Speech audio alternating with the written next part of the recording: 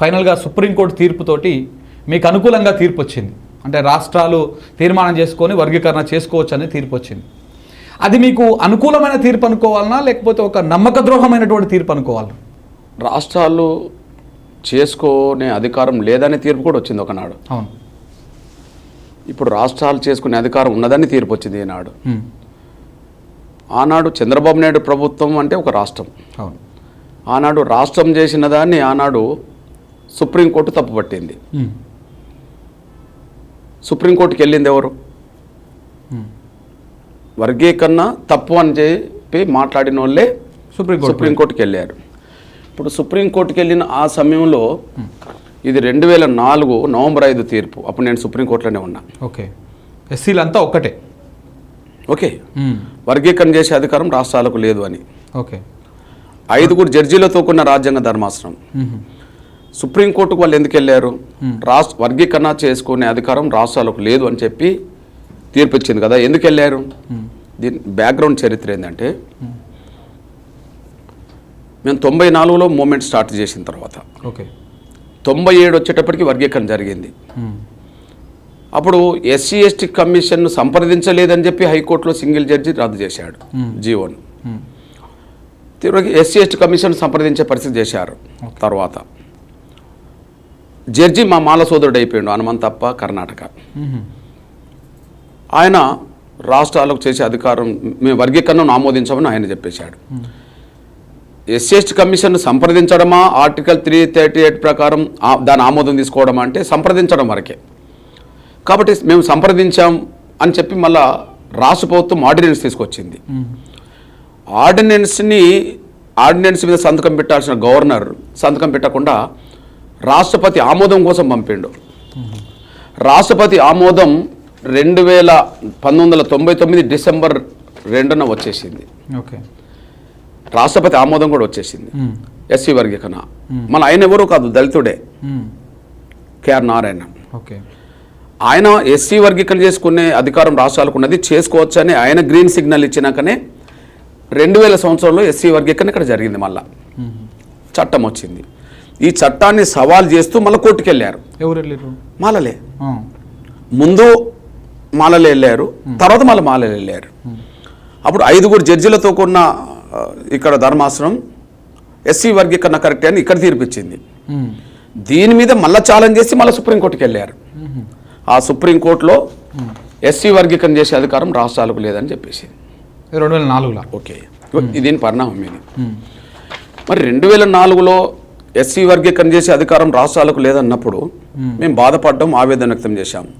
సరే, ధర్మం ఎప్పుడైనా గెలుస్తుంది అని అనిపించుకున్నాం, న్యాయ పోరాటం చేస్తున్నాం, మేము పోరాటం చేస్తూ ఉన్నాం.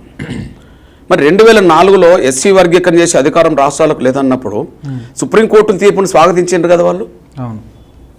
ఎవరు? మాలలు స్వాగతించారు కదా. ఇప్పుడు ఆ మాలల్లో ఒక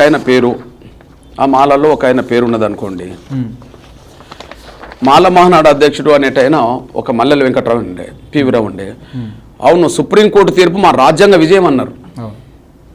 వాళ్ళకి అనుకూలంగా వచ్చినప్పుడు రాజ్యాంగ విజయం అయింది కదా. ఇవాళ వాళ్ళకి వ్యతిరేకంగా వచ్చేవరకే మరి రాజ్యాంగ వ్యతిరేకం ఎట్లా అవుతుంది? ఇది ఎట్లా న్యాయం? అయితే మీరు గమనించండి, ఆ తీర్పు మీద జరుగుతున్న ప్రక్రియలో మేము ఉద్యమం చేసుకుంటూనే వచ్చాం. రాష్ట్రాలు చేసుకోకపోతే పార్లమెంట్ చేయాలనే దాని మీద వస్తే మేము చేయమన్నాం. మరి పార్లమెంట్లో చేయకుండా అడ్డం పడ్డది ఎవరు? మళ్ళీ వీళ్ళే. ఇప్పుడు ఎవరైతే నిన్న మీటింగ్ పెట్టిండో ఆయనే కదా ఇప్పుడు ఎంపీ. హర్షకుమార్ ఎంపీ కదా, పనబాక లక్ష్మి ఎంపీ కదా, జేడి శీలం వాళ్ళు ఉన్నారు కదా, అది చింతమోహన్ లాంటి వాళ్ళు ఉమ్మడి స్టేటే కదా అది. మరి పార్లమెంట్లో బిల్లు పెట్టకుండా అడ్డం పడ్డది వాళ్ళు. ఎప్పుడు కాంగ్రెసే కదా గవర్నమెంట్ కేంద్రంలో. 2004-2014 మధ్యలో వీళ్ళ నాన్న ఎంపీనే వెంకటస్వామి, ఇప్పుడు ఆయన ఎంపీనే. అప్పుడు మళ్ళీ అడ్డం పడ్డారు కదా. ఓకే, అది అయిపోయింది.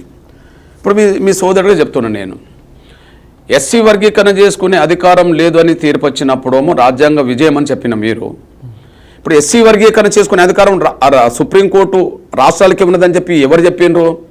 దానికి కారణం ఏంటంటే మళ్ళీ పంజాబ్ కేసు ఈ విషయం మళ్ళీ ముందుకు తీసుకొచ్చింది. ఓకే. ఇక్కడనే ఎస్సీ వర్గీకరణ జరిగింది కాదు, పంజాబ్లో కూడా జరిగింది.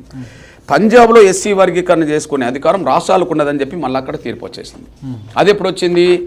2020 ఆగస్టు 27న వచ్చింది. 2020 ఆగస్టు 27న వచ్చేసింది.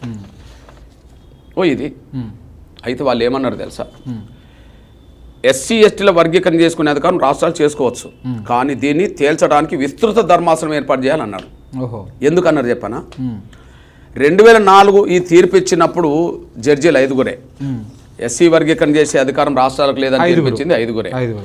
ఎస్సీ వర్గీకరణ చేసే అధికారం రాష్ట్రాలకు ఉన్నదని మళ్ళీ తీర్పిచ్చింది మళ్ళీ 5గురే. అందువల్ల వాళ్ళు ఏమన్నారంటే, ఆనాడు వర్గీకరణ రద్దు చేసింది 5గురే, వర్గీకరణ పునరుద్ధరించాలంటున్న 5గురే, కాబట్టి అది మేము దాన్ని కొట్టేయలేకపోతున్నాం. అంటే 2004 ఇచ్చిన మొదటి తీర్పును మేము కొట్టేయలేకపోతున్నాం. దీని మీద 5గురు కంటే మించి 7గురు జడ్జీలతో మళ్ళా నూతన విస్తృత రాజ్యాంగ ధర్మాసనం ఏర్పాటు చేసి ఫైనల్ నిర్ణయం సుప్రీంకోర్టు తీసుకోవాలి, అది సీజే నాయకత్వంలో తీసుకోవాలని చెప్పి వాళ్ళు సిఫార్సు చేశారు. ఓకే, వాళ్ళు సిఫార్సు చేసిన దాని మీదనే రాజ్యాంగ ధర్మాసనం ఏర్పడ్డది సీజే గారి నాయకత్వంలో. ఇప్పుడు 2004లో ఇచ్చినప్పుడు అవును, 2004లో ఇచ్చినప్పుడు సీజే నాయకత్వంలో 5గురు జడ్జీలు లేరు, సీజే లేడు. 2020లో కూడా సీజే లేడు. కానీ 2020 ఇచ్చిన తీర్పు ప్రకారము సీజే నాయకత్వంలో 7గురు జడ్జీలతో ధర్మాసనం ఏర్పడాల్సి వచ్చింది. 7గురు జడ్జీలతో రాజ్యాంగ ధర్మాసనం ఎస్సీ వర్గీకరణ చేసే అధికారం రాష్ట్రాలకు ఉన్నది అని చెప్పేసింది. ఇప్పుడు మళ్ళీ ఏమంటారు, మేము తీర్పును అంగీకరించమంటారు. మరి కోర్టుకు ఎందుకు వెళ్ళిండ్రు? దేశ ప్రజాస్వామ్యం 4 స్తంభాల మీద ఆధారపడి ఉన్నది కదా, చట్టసభలు, బ్యూరోక్రసీ, న్యాయ వ్యవస్థ, మీడియా కదా. మరి రాజ్యాంగం ప్రకారమే ఏర్పడ్డ ఒక న్యాయ వ్యవస్థ మీకు అనుకూలంగా తీర్పిచ్చినప్పుడేమో అది రాజ్యాంగబద్ధం అవుతుంది. మరి అంతకంటే పెద్ద జడ్జిమెంట్ కదా ఇది. 5గురు అయితే ఇప్పుడు 7గురు కదా, 7గురు, ఇందులో సీజే ఉన్నాడు కదా. సీజే గారి నాయకత్వంలో ఇచ్చిన తీర్పు అది రాజ్యాంగ వ్యతిరేకమని మీరే మాట్లాడుతున్నారు కదా. నంబర్ 1, ఒకవైపు రాజ్యాంగ వ్యతిరేకం, దీని తీర్పుని అంగీకరించమన్నోళ్ళు, రాజ్యాంగ వ్యతిరేకం, ఈ తీర్పుని అంగీకరించమన్నోళ్ళు ఎక్కడికి వెళ్ళిండ్రు తమ్ముడు? వాళ్ళు రివ్యూ పిటిషన్లు వేశారు కదా, ఈ రివ్యూ పిటిషన్ వేసిన వాళ్ళంటే ఈ తీర్పును మళ్ళీ పునఃసమీక్షించండి అని తీర్పు మళ్ళీ వేశారు. పేపర్ క్లిప్ కూడా ఆయనదే పట్టుకొచ్చినట్టున్నారు, వాళ్ళదే కదా. ఓకేనా, రివ్యూ పిటిషన్లు దేశవ్యాప్తంగా 32 పడ్డాయి. 32లో 16 మన తెలుగు రాష్ట్రాల మాలలే, ఒక సింగిల్ క్యాస్ట్. మరి రివ్యూ పిటిషన్లు కూడా తిరస్కరించింది కదా సుప్రీంకోర్టు, రివ్యూ పిటిషన్లు కూడా కొట్టేసింది కదా. నేను అంటున్నాను, అసలు సుప్రీంకోర్టు తీర్పు మీకు నచ్చలేదు, మరి రివ్యూ పిటిషన్లు ఎందుకు వేశారు? అసలు కోర్టు తీర్పులకు మీకు నచ్చదు అంటే ఇక్కడ సహజ న్యాయ సూత్రం ఉంటుంది కదన్న, ఏంటంటే తీర్పును వ్యతిరేకించవచ్చును కానీ కోర్టును గౌరవించాలన్నటువంటి ఒక సహజ న్యాయ సూత్రం ఉంటుంది కాబట్టి దాని ప్రకారమే వాళ్ళు రివ్యూ పిటిషన్ వేసారు. నేనంటే రివ్యూ పిటిషన్ ఎందుకు వేయాలంటున్నాను నేను. నీకు కోర్టు తీర్పు నీకు నచ్చలేదు, పార్లమెంట్ చేయాలని నువ్వు అంటున్నావు కదా.